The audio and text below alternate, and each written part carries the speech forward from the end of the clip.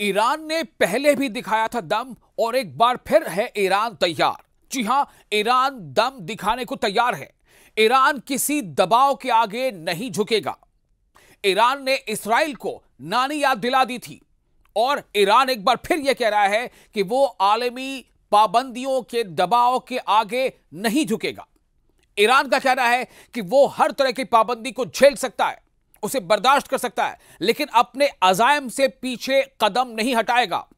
अब यहीं से यह सवाल पैदा होता है कि क्या वाकई ईरान ने इतनी तैयारी कर ली है कि वो अब न्यूक्लियर पावर कहला सके? क्योंकि एक बड़ी खबर आपको देने जा रहे हैं और सबसे बड़ी खबर यह भी है कि ईरान किसी भी तरह के दबाव से झुकने के लिए वो तैयार नहीं है। किसी का भी दबाव हो, चाहे वो सुपर पावर हो, चाहे मगरबी ममालिक हो, ये साफ तौर से ईरान के वजीर कह चुके हैं। मैं आपको पूरी तफसील बताने जा रहा हूं।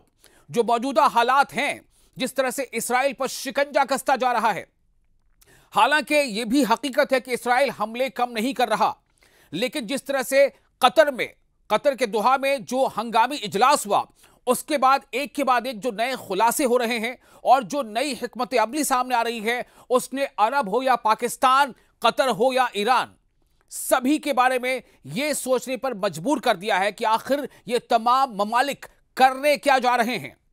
यहां तक कि खुद इस्राइल तो छोड़िए, अमेरिका भी परेशान है। आपको यह बता दें कि 71 ईरानी अरकान पार्लियामेंट, यानी ईरानी जो पार्लियामेंट है, वहां के जो मेंबर्स हैं, जैसे हम यहां एमपीज कहते हैं, तो 71 ईरानी अरकान पार्लियामेंट का न्यूक्लियर बम तैयार करने और दिफाई नजरियों को तब्दील करने का मुतालबा भी है। क्योंकि आपको पता होगा कि खामनेई जो ईरान के रूहानी रहनुमा है, उनका यह कहना था कि दरअसल बहुत पहले उन्होंने अपनी एक बात रखी थी, जिसे आमतौर से एक फतवा कहा जाता है कि चूंकि न्यूक्लियर बम जो है वो बड़े पैमाने पर हलाकत का सबब बनता है। इसमें कई बार ऐसा होता है कि हम जिससे बदला लेना चाहते हैं, उससे ज्यादा कई और बेगुनाहों का कत्ल हो जाता है। कई तरह की हयातियात और नबातियात, उनका भी नुकसान होता है, यानी एनवायरमेंट का ही नुकसान होता है। इसलिए इसका इस्तेमाल करना शायद सही नहीं है। इसको ईरान के लोगों ने माना भी था, लेकिन जो इस्राइल के साथ हालिया जो जंग हुई 12-13 दिनों की, और उसमें जिस तरह से ईरान ने अपना दम दिखाया, उसके बाद ईरानी अरकान पार्लियामेंट में यह जज्बा बहुत जोर शोर से घर कर गया है कि अब मौका आ गया है, अब कदम पीछे नहीं हटाना है। इस्राइल ने जो किया, अब वो पड़ रहा है उसी के गले। बढ़ती जा रही है फलस्तीन की हिमायती मुल्कों की तादाद, यानी ऐसी हिकमत अमली। इस्राइल ने जो ईरान पर जंग की थी, उसके बाद से जो हालात बदल रहे हैं, जाहिर तौर पर दिख कुछ और रहा है, लेकिन अंदर ही अंदर बहुत कुछ ऐसी चीजें हो रही हैं जिसने इस्राइल को परेशान कर रखा है। ऐसा लगता है कि इस्राइल हताश है, बेचैन है, और उसी हताशा में और बेचैनी में उसने अंधाधुंध वहां पर हमले शुरू किए। लेकिन देखिए उसका नतीजा क्या हुआ। ऐसे तमाम देश, ऐसे तमाम मुल्क जो इस्राइल की तरफदारी करते नजर आते थे, UNGA, United Nations general assembly में ऐसे तमाम मुल्कों ने, जिन्होंने बरसों फिलिस्तीन की हिमायत नहीं की थी, इस्राइल के साथ खड़े थे, लेकिन उन मुल्कों ने फिलिस्तीन एक अलग रियासत, एक अलग मुल्क हो, फिलिस्तीन की जो लोग हैं फिलिस्तीन को, उनको अपने एक वतन होने का हक मिले, इसको यूएनजीए में मंजूर किया है, तस्लीम किया है, रिकॉग्नाइज किया है। और किन किन मुल्कों ने? फ्रांस ने रिकॉग्नाइज किया, यूके यानी ब्रिटेन ने रिकॉग्नाइज किया, कनाडा ने रिकॉग्नाइज किया, ऑस्ट्रेलिया ने रिकॉग्नाइज किया, ब्राजील ने रिकॉग्नाइज किया, माल्टा ने रिकॉग्नाइज किया, बहुत सारे ममालिक हैं, फ्रांस ने रिकॉग्नाइज कर लिया। यानी सब मुल्क कह रहे हैं कि फलस्तीनियों को उनके अपने वतन का हक लाजमी है, और शायद यही वो रास्ता है, यानी 2 स्टेट थ्योरी, जिसके वजह कर मशरिक़ वस्ता में शांति होगी। लेकिन क्या आपको लग रहा है कि यह सब अचानक हो गया? क्या यह सब बस यूं ही हो गया है? आपको बता दें कि यूएनजीए में इस मामले की सदारत फ्रांस और दूसरा मुल्क कौन था? सऊदी अरब। फ्रांस और सऊदी अरब ने मिलकर किया था इस मामले की सदारत, और उसमें एक के बाद एक ऐसे मुल्कों की झड़ी लग गई जिनके बारे में तस्वुर करना मुश्किल था कि वो फिलिस्तीन की हिमायत में बोलेंगे। न्यूजीलैंड ने भी मन बना लिया है, कि बहुत जल्द वो फिलिस्तीन को तस्लीम करने का ऐलान कर देगा ऑफिशियली। और लंदन में तो वहां की जो म्युनिसिपैलिटी है और अलग अलग दफातर है, वहां पर कई बरसों के बाद फिलिस्तीन के झंडे नस्ब किए गए। इटली में लोग सड़कों पर उतर आए। कई शहरों में जबरदस्त तनाव देखा गया। किस बात को लेकर के? इस मांग के साथ कि इटली की हुकूमत भी फिलिस्तीन को तस्लीम करे, Palestine as a separate state और कंट्री, उसे रिकॉग्नाइज किया जाए।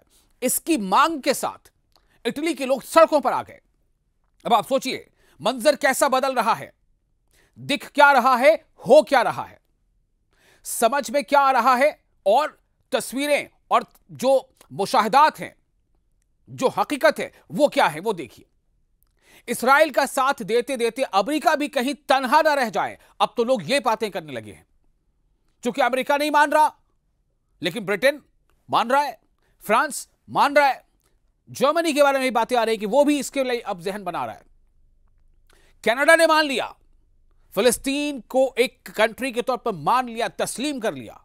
इसका मतलब क्या होता है कि जिन जिन मुल्कों ने फिलिस्तीन को एक कंट्री के तौर पर मान लिया, एक स्टेट के तौर पर मान लिया, उन मुल्कों में फिलिस्तीन के दफातर पहले से जो हैं वो और वसी पैमाने पर होंगे, ऑफिशियली होंगे, उनके झंडे होंगे, उनके सिफारतकार होंगे, उनके डिप्लोमैट्स होंगे, सारा कुछ होगा। यानी कि जिस फिलिस्तीन को इस्राएल सफ़े हस्ती से मिटा देना चाहता था, नक्शे से खत्म कर देना चाहता था, लेकिन कहते हैं ना, जिसे ऊपर वाला रखे उसे भला कौन चखे। तो हम बात ही कर रहे थे ईरान की। ईरान ने भी जो जमामर्दी दिखाई, ईरान ने जो ताकत और हौसले का मुजाहिरा किया, जिस तरह से इस्राएल को ना के चनो चबवा दिया। तेल अवीव में सायरन ऐसे बजते थे कि वहां के लोग परेशान हो जाते थे। तेल अवीव, हाइफा, इन शहरों को ईरान ने अपने हमले से, मिसाइल हमलों से तबाह कर दिया लगभग। उसी ईरान ने फिर एक बार दम दिखाया है। जी हां, चर्चा तो यह हो रही है कि वेस्टर्न कंट्रीज IAEA की आड़ में एक बार फिर से ईरान पर पाबंदियां आयद करेंगे, लेकिन ईरान खड़ा है। ईरान बाआवाज़ बुलंद कह रहा है कि न सिर्फ हम तैयार हैं हर तरह के हालात के लिए, न सिर्फ हम मिसाइल की टेक्नोलॉजी में आगे हैं, न सिर्फ हम अस्करी तौर पर यानी मिलिट्री पावर में बहुत बढ़ चुके हैं, हम तैयार हैं, बल्कि हम किसी भी तरह की पाबंदी को भी बर्दाश्त करने के लिए तैयार हैं अगर हम पर दबाव बनाया गया तो। खुद अमेरिका के अंदर से बुलंद हो रही है अब ऐसी भी आवाजें। इन सब बदले हुए हालात के बीच अमेरिका के सेनेटर्स भी अब यह आवाज उठा रहे हैं कि फिलिस्तीन को एक सेपरेट कंट्री, एक स्टेट के तौर पर तस्लीम कर लिया जाए। अमेरिका के अंदर भी आवाज उठ रही है। तो चाहे ईरान से इस्राएल, इस्राएल से कतर, कतर से अमेरिका, अमेरिका से सऊदी, सऊदी से पाकिस्तान, उधर तुर्की का इस्राएल के साथ तमाम ताल्लुकात खत्म कर लेना, ये तमाम चीजें एक दूसरे से जुड़ी हुई हैं, ये इंटरलिंक्ड हैं। और आपको तो यह खबर पता ही होगी कि जिस तरह से अमेरिका ने इस ख्वाहिश का इजहार किया कि अफगानिस्तान जो बगराम हवाई बेस है, बगराम एयर बेस है, बहुत बड़ा एयर बेस हुआ करता था बगराम अफगानिस्तान में, अमेरिका का बहुत बड़ा फौजी अड्डा हुआ करता था, लेकिन अमेरिका को उस छोड़कर भागना पड़ा था बगराम हवाई अड्डे को और हवाई बेस को। अमेरिका ने अब कहीं ना कहीं ख्वाहिश का जाहिर की थी कि अफगानिस्तान फिर से उस बगराम एयरबेस को अमेरिका के हवाले कर दे, लेकिन अफगानिस्तान ने दो टूक जवाब दे दिया कि हम 1 मीटर जमीन भी अपनी नहीं देने वाले और हम 20 सालों तक जंग लड़ने को तैयार हैं। यह जवाब दिया है अफगानिस्तान ने। यह आखिर बदले बदले सुर क्या बता रहे हैं?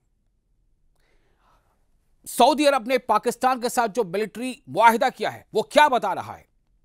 आप यकीन मानिए पूरे खित्ते की जो सियासत है और ये जो स्ट्रैटेजिक जो पॉलिटिक्स है वो बहुत बदल चुकी है।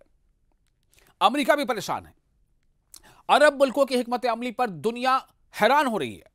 एक तरफ इस्राइल के साथ बढ़ती हुई फौजी कशीदगी और बैनुल-अक़वामी एटमी तवानाई एजेंसी यानी IAEA international atomic energy agency के साथ भी तनाव के दरमियान दर्जनों ईरानी कानून साजों ने यानी जो मेंबर वहां के मेंबर पार्लियामेंट है उन्होंने एटमी बम तैयार करने का मुतालबा कर दिया है।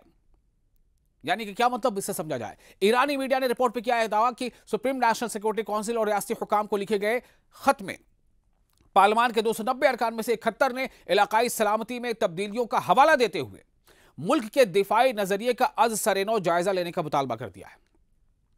यानी ईरान यह कहता रहा है कि हमारे पास तमाम तैयारियां हैं, हम न्यूक्लियर आज़ूदगी कर रहे हैं बेशक, लेकिन ईरान का मौक़िफ़ यह था कि हम बम नहीं बनाएंगे, हम उसका इस्तेमाल किसी दूसरी तरक्याती कामों के लिए करेंगे, पब्लिक वेलफेयर के लिए करेंगे, एनर्जी के लिए करेंगे। लेकिन यह साफ जाहिर है कि जिस दिन ठान ले ईरान, उस दिन वो कर सकता है। उसकी पूरी तैयारी है, पूरी तैयारी है। सिर्फ मामला एक फतवे पर अटका हुआ था। एक तरफ इस्राइल के साथ बढ़ती हुई फौजी कशीदगी और इंटरनेशनल एटॉमिक एनर्जी के साथ जो तनाव है, उसके दरमियान भी अब यह तूल पकड़ रहा है मामला। आपको ये भी बता दें कि रियासती हुकाम को लिखे गए खत में पार्लियामान के 290 में से 71 अरकान ने इलाकाई सलामती में तब्दीलियों का हवाला देते हुए मुल्क के दिफाई नजरिए का अज़-सर-ए-नौ जायजा लेने का मुतालबा कर दिया।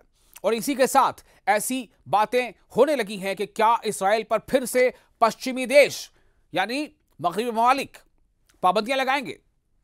हालांकि ईरान अभी जंग के दौर से गुजरा है, हो सकता है कि कुछ उसकी माशी हालत बेहतर ना हो, लेकिन जो हालात बदले हैं ना, और जिस तरह से ईरान, रशिया, चाइना, सऊदी अरब, पाकिस्तान, कतर, तुर्की, मतलब तमाम ऐसी चीजें हैं, कई दौर, कई मीटिंगें, अलग अलग प्लेटफॉर्म के तहत मुलाकातें, इसमें काफी कुछ बदला है।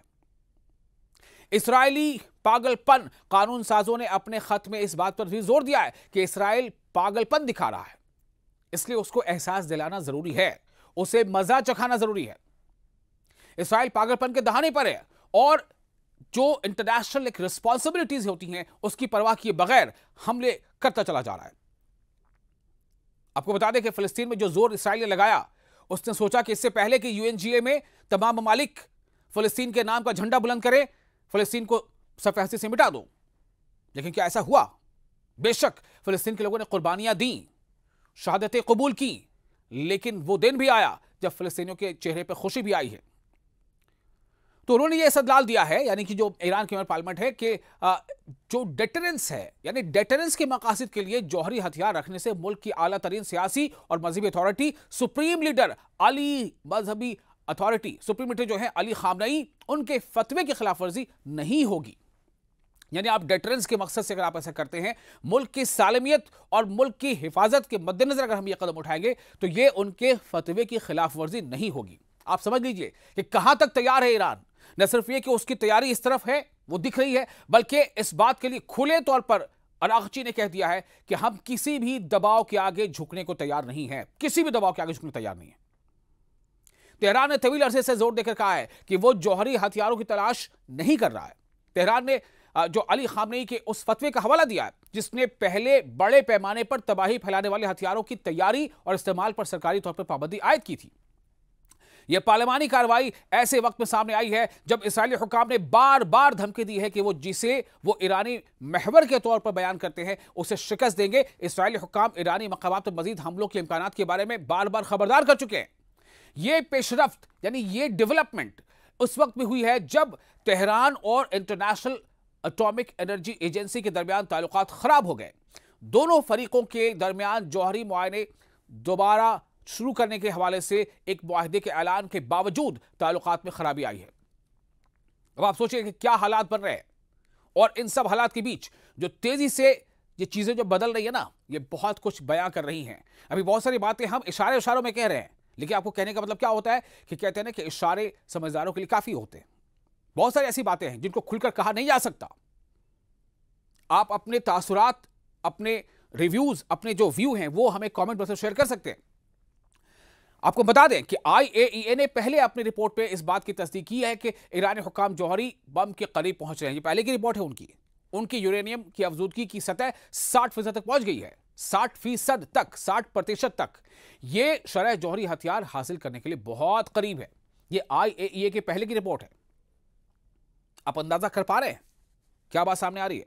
ईरानी वजीर खारजा अब्बास अरागची ने कहा है कि हमारा मुल्क सिफारतकारी पर यकीन रखता है, यानी डिप्लोमेसी पर, और सिफारतकारी के जरिए दहाइयों से मौजूद तनाज़ात को, जो विवाद हैं, जो तनाज़ात हैं, जो कंट्रोवर्सी, उसको तय करने के लिए हम तैयार हैं। मगर दबाव के लहजे में ज़बान को कबूल न तो किया जा सकता है, न उन पर कोई मुस्बत रद्द अमल दिया जा सकता है। कोई कमेंट भी नहीं करेंगे पॉजिटिव, ये कहना है उनका। उन्होंने इन ख्यालात का इजहार ईरान के रियासती टीवी के साथ किया। अब्बास अरागची ने कहा है कि यह मगरिब के लिए वक्त है, यानी मगरिब मतलब वेस्टर्न कंट्रीज के लिए, पश्चिमी देशों के लिए यह वक्त है कि वो फैसला करे कि उसने ताउन का रास्ता मुंतखब करना है, यानी वो कोऑर्डिनेशन का रास्ता चुनना चाहते हैं, या फिर तसादुम का यानी टकराव का। तो कोऑर्डिनेशन या टकराव, हम तैयार हैं, ये ईरान का कहना है। याद रहे कि बर्तानिया, फ्रांस और जर्मनी ने ईरान पर स्नैपबैक पाबंदियां आयद करने के लिए 28 अगस्त से प्रोसेस शुरू कर दिया है। 28 अगस्त से ही उन मुल्कों का ईरान पर इल्जाम है कि तेहरान 2015 में होने वाले जौहरी मुआहदे पर अमल दरामद में नाकाम हो चुका है, जो इसे जौहरी हथियार बनाने से रोकने के लिए आलमी ताकतों ने इसके साथ 2015 में किया था।